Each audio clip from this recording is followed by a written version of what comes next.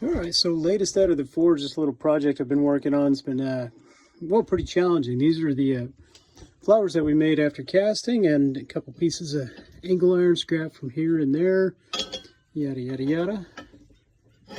Come up with this guy.